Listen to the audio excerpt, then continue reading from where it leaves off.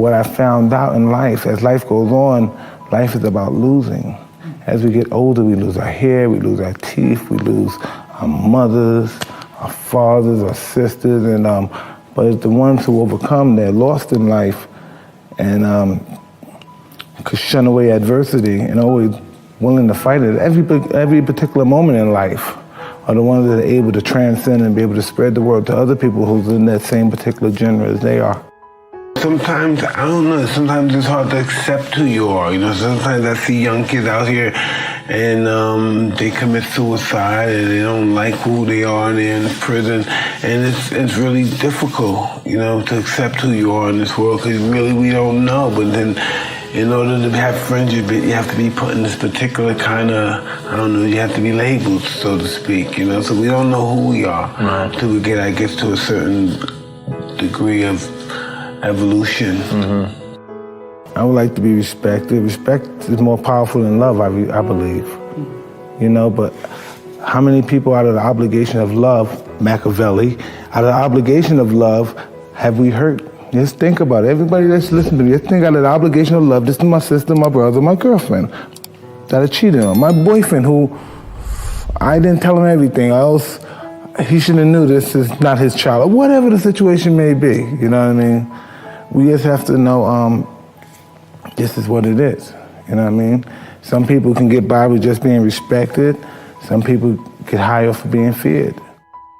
I don't want to do anything unless I'm passionate about it. You know, I don't care any money. That's what I learned about peace and happiness. That if you're not doing it with passion and love, and you're just doing it for money, it's the emotional outcome is going to be disastrous. And that's from my experience. That's just really what I know. So I know it has to be just for pure passion and a love for what I'm doing. I had to try to love myself. You know, that's what it really comes down to. I had to deal with that challenge and starting to love myself realer and deeper. And for me, it's different perspectives, not from love to say how great I am, how grand I am, but to really look at the baseline, bottom line characteristics of who I am.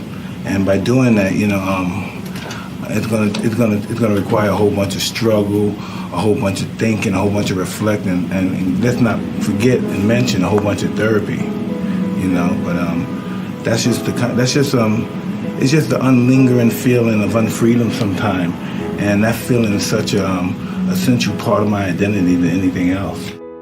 I feel I was born to fight because I have no other interest in anything else. Everybody's a fighter in their own right. You're a fighter, I'm a fighter. Everyone that's in this room, even the newspapermen, they're fighters.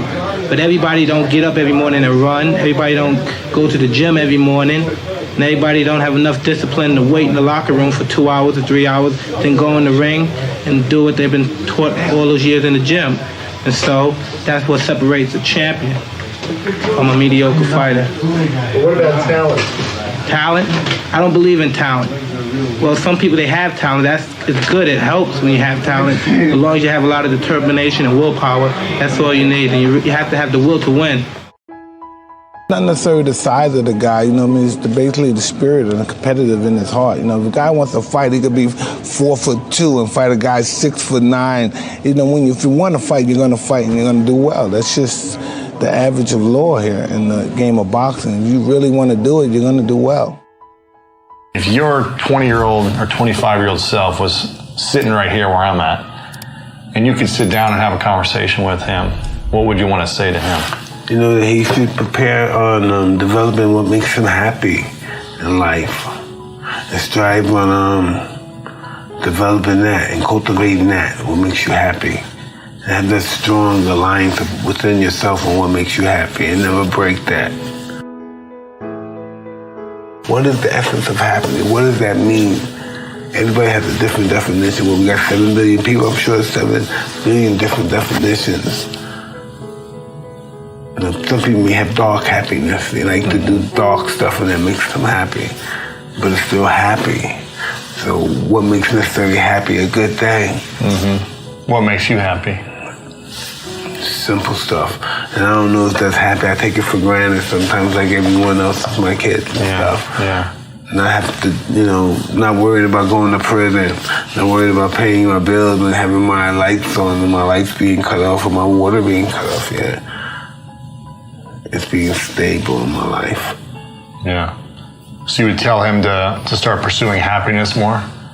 You know, that's the word I would use, but that's the only thing that's going to stimulate us. Yeah. You know, what drives, I don't know if it's happiness, we call it happiness. Sure. Why is it the word happiness that makes us think this is something that we should, listen to? Yeah. Why happiness? Because we look at we look at the response of happiness, what it looks like. Yeah. And we should always ascend to happiness. This is one of my causes that I'm going to eventually is mental illness. Do you know how many people are in prison that need to be in a mental hospital? They need to be in a hospital, and that's not getting any kind of interesting play or foresight, because we're walking around with people who are they're functioning people. They can hold jobs, they can hold family, but every now and then they get sick and they do things that are just not acceptable in society. So they need to, and this is another problem. They misdiagnose these people, because I'm one of these people. I've been in and out of psych wards for a bunch of years, right? This is a 10-year thing. Because that's what drugs lead you to. It leads you to prisons, psych wards, and death. And I was on the verge of going to the last one, but praise be to God. But anyway, it's just a struggle, and it's going to take a nation to help. What would you say your final diagnosis is? What do you think Mike Tyson's your mental issue is? If and not to say that in a dramatic way, a lot of people have mental issues. I personally take Lexapro. I'm generally I took that too. That's smooth. It's smooth. Yeah. I don't need that much. Not heavy smooth, but it's smooth. I'm not like boom. No, I'm just 10 milligrams. I just need a little bit to keep it. What do you A? What do you take now? And B was the one thing. I don't take anything now. No medication. Nothing at all. Thank God I went through a change in my living style, my eating process. I had great support from my wife, Lakia. Oh, she's just she's just a paramount in my life, and I get mad at her, and I'm just mad that she dug me out the gut and cleaned me up. I'm mad that I didn't do it myself. Sometimes I battle with her because of that, and I owe a great deal of my blossoming into a functional human being in society to her. Good fighter is not necessarily the greatest fighter ever lived. It's where you want to go. You know what I mean? A good fighter just to be diligent and committed and disciplined, doing what you hate to do, but do it like you love it. Always testing yourself and forcing yourself to the limits. If you know you if you love women, then deny yourself that. That's what success in general is all about: sacrifice.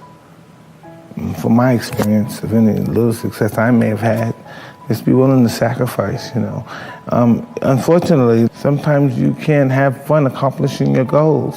And when sometimes people don't have the determination, the will, and the steadfastness, the tenacity, they give in under the slightest struggle.